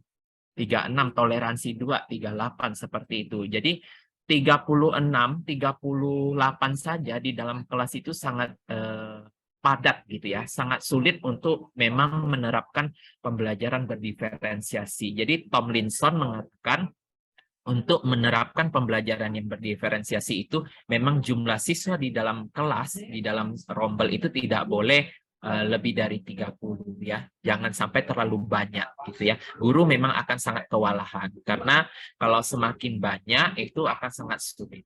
Memang idealnya itu kurang dari 30 kalau dari pandangan yang diberikan. Seperti itu Mas Putu. Iya, jadi pada intinya untuk menerapkan namanya pembelajaran berdiferensiasi tadi, itu perlu diperhatikan yang namanya jumlah peserta ya Bapak ya. Ini seperti yang disampaikan oleh Bapak Tri juga dibilang katanya pembelajaran itu setidaknya minimal itu ataupun maksimal 30 peserta. Ya Pak, kurang lebih seperti itu ya. Jadi jangan sampai 40 lah ya, karena guru itu akan kesulitan untuk mengelompokkan mana siswa yang gaya belajarnya auditori, mana siswa yang gaya belajarnya visual, mana siswa yang gaya belajarnya kinestetik, mana siswa yang gaya belajarnya campuran dari keduanya, misalnya audio kinestetik atau audio visual seperti itu. Nah, guru juga tentunya kan harus menyiapkan itu ya, bahan ajar atau media pembelajaran yang mengakomodir kebutuhan gaya belajar peserta didik itu. Sehingga memang idealnya memang tidak boleh lebih dari 30 gitu ya. Kalau menurut hemat saya seperti itu Mas. Terima kasih.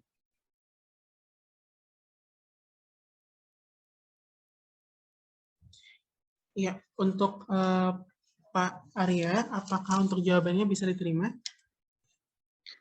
Bisa, Mas Wisnu. Terima kasih. Terima kasih, Pak Tri. Sama-sama, Mas.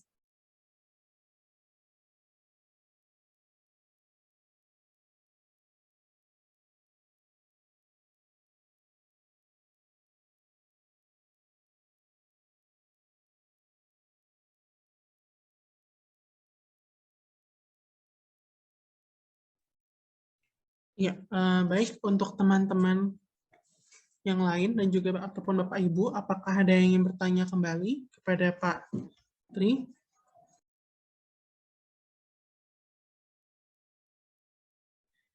Untuk yang ingin bertanya, mungkin bisa langsung mengaktifkan mikrofon atau juga mungkin bisa menuliskan di kolom komentar. Ya, kepada Bu Bunga Mustika dipersilahkan.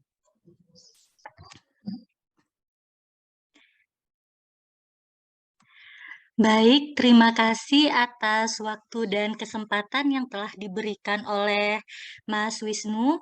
Sebelumnya saya menyapa dulu narasumber kita yang luar biasa ini. Terima kasih kepada Bapak Tri yang telah memberikan begitu banyak informasi kepada kami. Nah, sedikit ini Pak Tri, kalau boleh saya mengungkapkan sesuatu, semoga Bapak masih ingat dengan saya. Kita pernah bertemu waktu Bapak study tour di UPI di tahun 2018-2019. Semoga masih ingat dan sekarang bertemu lagi dalam Zoom dan Bapak menjadi pembicara yang luar biasa. Nah, di sini saya sangat mengikuti dari awal apa yang telah disampaikan tadi. Nah, sedikit menggelitik bagi saya, ini Pak yang ingin saya tanyakan mengenai guru penggerak. Sedikit cerita, sebelumnya itu saya pernah mengajar, sebelum saya pindah ke Singaraja, itu mengajar di SMA Negeri 4 Sintang yang merupakan salah satu sekolah penggerak juga karena kebetulan waktu itu kepala sekolah kami juga lulus dalam seleksi guru penggerak. Nah, yang mengakibatkan kami pada tahun itu juga mengaplikasikan kurikulum Merdeka. Nah, saya juga sempat baca modul yang Pak Tri tulis waktu itu karena kita sama-sama di pendidikan sosiologi. Nah, di sini yang ingin saya tanyakan, apa perbedaan antara guru penggerak dengan guru lainnya? Nah, karena guru penggerak ini kan hanya bisa diikuti oleh guru-guru yang berada di sekolah penggerak yang kepala sekolahnya itu sudah lulus seleksi dan menjadi sekolah penggerak begitu ya. Jadi apa perbedaan antara guru-guru penggerak dengan guru-guru lainnya? Lalu kontribusi seperti apa yang akan diberikan oleh guru penggerak ini kepada sekolah atau terutama dalam bidang pendidikan? Kontribusinya seperti apa? Apakah setelah menyelesaikan program guru penggerak ini akan memberikan kontribusi atau mengajari atau sharing kepada kami guru-guru yang belum penggerak ini, Pak? Begitu ya. Lalu satu lagi yang ingin saya tanyakan, bagaimana solusinya seandainya jika ada guru yang memiliki kemampuan untuk mengikuti program guru penggerak sementara sekolahnya tersebut belum mumpuni untuk mengikuti guru tersebut di program guru penggerak tersebut. Contohnya sekolah-sekolah yang masih menggunakan kurikulum 2013. Ini mumpung lagi berbincang dengan Pak Tri, satu lagi ya Pak ya, ini 3 pertanyaan, mohon maaf karena saya sangat excited gitu ya, karena apa yang Bapak sampaikan itu relate sama apa yang saya rasakan saat ini, karena saya juga mengajarnya di berpindah-pindah kota dengan karakteristik peserta didik yang berbeda-beda, yang disesuaikan juga dengan latar belakang budaya yang berbeda-beda, jadi saya butuh pencerahan ini Pak. Lalu untuk kurikulum Merdeka ini apakah relevansinya dengan guru penggerak begitu? Karena saya ingin sekali mendapatkan kontribusi dari teman-teman saya gitu ya, terutama yang mengikuti guru penggerak itu memberikan kontribusi kepada kami khususnya misalnya di mata pelajaran tertentu yang kebetulan yang memang saya ajarkan itu adalah sosiologi, sehingga pembelajaran sosiologi ini tidak lagi menjadi pembelajaran yang membosankan karena sosiologi itu yang saya tangkap image-nya kadang anak-anak bosan begitu ya Pak ya. Jadi mana tahu ada metode-metode atau cara-cara yang mungkin saja diajarkan di program guru penggerak yang kami guru-guru yang belum penggerak ini belum mengetahuinya. Begitu saja, terima kasih Mas Wisnu atas kesempatannya dan terima kasih untuk Pak Tri nanti atas jawabannya. Terima kasih. Ya, baik. Terima kasih Bu Bunga atas pertanyaannya. Untuk Pak Tri mungkin bisa dipersilakan untuk menjawab.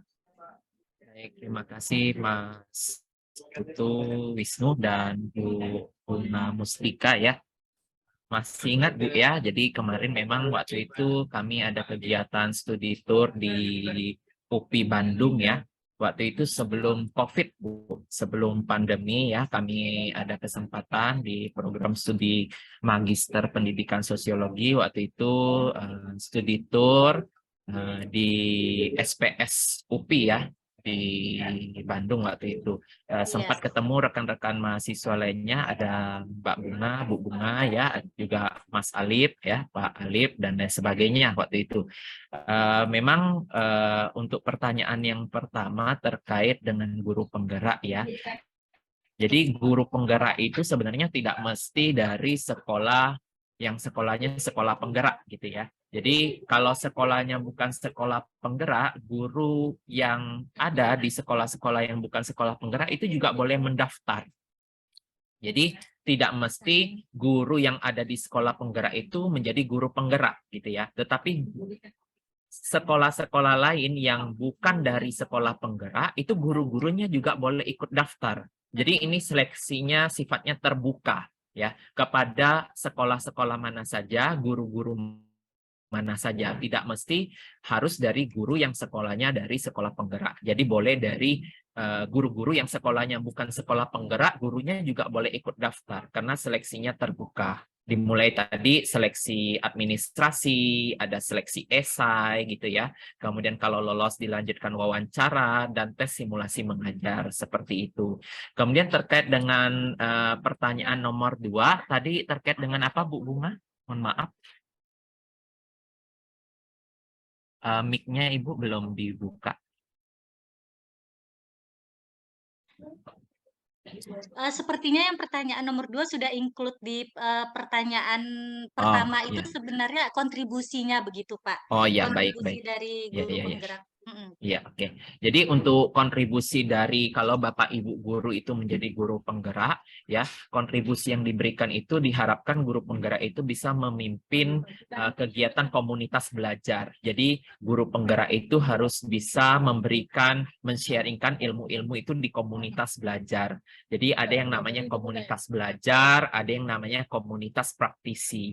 Jadi Bapak Ibu guru kalau yang sudah menjadi guru penggerak, menyandang gelar sebagai guru penggerak, maka memiliki kewajiban moral untuk mendampingi, untuk men-sharingkan ilmu-ilmu yang sudah dia dapatkan kepada rekan-rekan di komunitas-komunitas, baik di tingkat MGMP, ya, Musyawarah Guru Mata Pelajaran di tingkat satuan pendidikan, ataupun di MGMP, Musyawarah Guru Mata Pelajaran di tingkat kabupaten kota, atau musyawarah guru mata pelajaran di tingkat provinsi, ataupun ya Bapak Ibu guru penggerak juga harus bersedia ketika dimintai menjadi narasumber, ketika dimintai untuk mengisi suatu acara seperti itu, berbagi, sharing, diskusi terkait dengan peningkatan-peningkatan di dunia pendidikan. Selain itu juga Bapak Ibu guru penggerak juga bisa berkontribusi membantu rekan-rekan guru, sesama rekan guru yang ada di sekolahnya untuk ikut terlibat aktif mengikuti yang namanya PMM. PMM itu adalah platform Merdeka Mengajar. Salah satu platform yang diluncurkan oleh Kementerian Pendidikan dan Kebudayaan, di mana di platform tersebut Bapak Ibu guru bisa mengakses berbagai sumber belajar. Jadi Kemendikbud sudah membuat satu buah aplikasi PMM namanya, Platform Merdeka Mengajar. Nah, di Platform Merdeka Mengajar, di aplikasi tersebut, Bapak Ibu guru lainnya itu bisa belajar secara mandiri. Di situ sangat banyak sekali ya video-video, materi-materi terkait dengan kurikulum Merdeka, terkait dengan penerapan implementasi Merdeka Belajar. Jadi sangat banyak sekali ya materi-materi, video-video pembelajaran yang bisa Bapak Ibu dapatkan di platform Merdeka Mengajar. Nah, Bapak Ibu guru penggerak bisa membantu rekan-rekan guru yang belum mengenal PMM, yang belum mengenal bagaimana cara masuknya, bagaimana cara menonton video yang ada di dalam aplikasi PMM itu, bagaimana cara mengunduh materinya, mengupload aksi nyata, mengupload bukti karya. Jadi di situ di aplikasi PMM, platform Merdeka Mengajar itu, Bapak Ibu yang guru penggerak itu bisa membantu rekan-rekan guru lainnya untuk belajar secara mandiri melalui platform tersebut. Jadi menurut saya dampaknya sangat bagus ya untuk perkembangan dunia pendidikan karena pemerintah tidak lagi melakukan pelatihan secara berjenjang. Kurikulum 13, di mana di kurikulum 2013 itu mengadakan pelatihan yang sifatnya berjenjang. Yang mana misalnya ada Bapak Ibu guru yang dianggap mumpuni, itu dilatih di tingkat nasional. Kemudian setelah dilatih di tingkat nasional, di Jakarta, kembali ke daerahnya, melatih Bapak Ibu guru yang ada di provinsi. Nah, yang di provinsi melatih Bapak Ibu guru yang ada di tingkat kota. Yang di tingkat kota melatih Bapak Ibu guru yang ada di satuan pendidikan masing-masing. Nah, pelatihan berjenjang ini sudah dihapus oleh kementerian. Mengapa? Karena salah satu alasannya pelatihan yang dilakukan secara berjenjang itu kurang efektif gitu ya. Karena misalnya guru yang tadi mendapat pelatihan di pusat misalnya, dia menyerap materinya dapatnya 80-90%. Ketika guru yang tadi sudah dilatih di tingkat nasional, kemudian dilatih lagi, kemudian guru tersebut sudah kembali, melatih Bapak Ibu guru di tingkat provinsi, nanti turun lagi. Mungkin pemahamannya guru yang di tingkat provinsi dapatnya sekitar 60-70%. Nah, ketika Bapak Ibu guru yang tadi provinsi sudah dilatih, kemudian ditugaskan untuk melatih Bapak Ibu guru yang ada di tingkat kota, jadi pemahamannya itu semakin menurun, semakin menurun, semakin menurun. Nah, ini yang tidak diharapkan oleh dari kementerian. Oleh karena itu, pelatihan secara berjenjang seperti yang dilakukan di kurikulum 2013 itu sudah dihapuskan. Dialihkan semua melalui pelatihan melalui platform Merdeka Belajar atau PMM, platform Merdeka Mengajar. Jadi Bapak Ibu guru baik yang di daerah maupun di pelosok-pelosok gitu ya, di desa-desa gitu ya, itu bisa mengakses yang namanya materi terkait dengan kurikulum Merdeka, terkait dengan implementasi Merdeka Belajar melalui PMM tersebut, melalui aplikasi tersebut. Dengan Bapak Ibu guru yang di daerah maupun di kota melihat materi, menonton video yang ada di aplikasi tersebut, Bapak Ibu guru akan menyerapnya dengan baik. Karena langsung mendapatkan materi, langsung mendapatkan video penjelasan materi dari sumbernya langsung, dari pusat langsung. Sehingga Bapak Ibu guru itu diharapkan gitu ya, untuk senantiasa menonton dan memanfaatkan aplikasi platform Merdeka Mengajar. Untuk mendownload, untuk melihat, membaca materi gitu ya, terkait dengan implementasi kurikulum Merdeka. Bahkan di situ juga Bapak Ibu bisa berbagi praktik baik. Jadi bisa mengupload video, bisa mengupload karya, kemudian dikomentari oleh Bapak Ibu guru lainnya, mendapatkan masukan yang sifatnya tentunya konstruktif, membangun. Nah, harapannya melalui kolaborasi seperti itu dan pelatihan yang langsung dari pusat melalui aplikasi PMM, harapannya Bapak Ibu guru bisa mendapatkan pemahaman yang jauh lebih baik daripada pelatihan yang modelnya berjenjang seperti itu. Kemudian terkait dengan bagaimana menghadirkan pembelajaran sosiologi. Nah, memang di program guru penggerak itu tidak ada secara khusus membahas terkait dengan materi profesional, materi pelajaran sosiologi secara khusus gitu, atau materi sejarah secara khusus itu tidak ada. Karena di program pendidikan guru penggerak itu, dia materi-materinya terkait dengan materi-materi umum, materi-materi budaya positif, psikologi pendidikan, bagaimana seorang guru bisa memanajemen kelasnya, bagaimana seorang guru bisa memimpin pembelajaran, bagaimana seorang guru bisa menghadirkan budaya-budaya positif. Jadi materinya lebih kepada hal-hal yang sifatnya umum, pedagogik, psikologi pendidikan. Sementara untuk materi khusus, sosiologi, sejarah, seperti itu tidak ada di program pendidikan guru penggerak. Nah, itulah bagaimana caranya kita kalau sudah mengikuti program guru penggerak itu mengelaborasi apa yang sudah kita dapatkan dari program guru penggerak, dari materi psikologi pendidikan, materi tentang pedagogi itu kita coba implementasikan di mata pelajaran yang kita ampu. Kita implementasikan, misalnya tadi pembelajaran diferensiasi dapat tuh materinya, kita coba implementasikan di materi pelajaran kita, di sosiologi misalnya, di sejarah misalnya, seperti itu. Demikian Mas Putu, terima kasih. Ya, terima kasih banyak Bapak atas jawabannya yang luar biasa ini. Dan untuk Bu Bunga, bagaimana? Ya, baik. Terima kasih Pak Tri atas jawabannya. Ya, terima kasih juga Bu Bunga atas pertanyaannya. Baik, untuk teman-teman yang lain, apakah ada yang ingin bertanya lagi? Ya, baik, karena tidak ada yang ingin bertanya lagi, maka untuk sesi acara Diaspora edisi ke-6 kali ini telah berakhir. Dan juga tak lupa saya izin mengingatkan kepada para peserta untuk mengisi daftar hadir agar bisa mendapatkan sertifikat, dan untuk sertifikatnya akan dikirimkan H+3 setelah acara ini. Ya, untuk sesi penutup kali ini mungkin untuk Pak Tri ada pesan-pesan yang ingin disampaikan kepada kami, para peserta yang hadir pada hari ini. Baik, Mas Putu Wisnu, terima kasih atas kesempatannya. Begitu juga Bapak Ibu yang lainnya. Tak terasa ya Bapak Ibu, kita sudah di penghujung acara. Hal yang ingin saya sampaikan terkait dengan untuk menjadi guru yang kreatif, adaptif di era Merdeka Belajar ini, Bapak Ibu guru jangan berhenti belajar.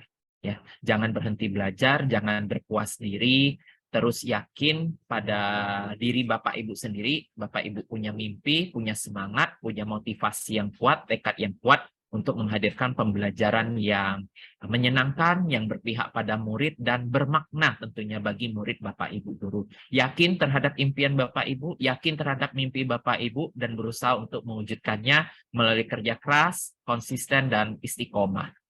Insya Allah Bapak Ibu bisa menghadirkan pembelajaran yang bermakna, menyenangkan, dan menjadi guru yang terbaik bagi murid-murid Bapak Ibu, dan menjadi amal jariah bagi Bapak Ibu juga. Demikian Mas Putu Wisnu yang bisa saya sampaikan. Terima kasih. Mohon maaf apabila ada hal-hal yang kurang berkenan di hati Bapak Ibu. Bukan tidak ada niatan dan tidak bermaksud untuk menyinggung perasaan Bapak Ibu semuanya. Yang kurang datangnya dari saya, yang sempurna hanya milik Allah Subhanahu wa Ta'ala. Saya akhiri. Terima kasih. Salam. Om Swastiastu.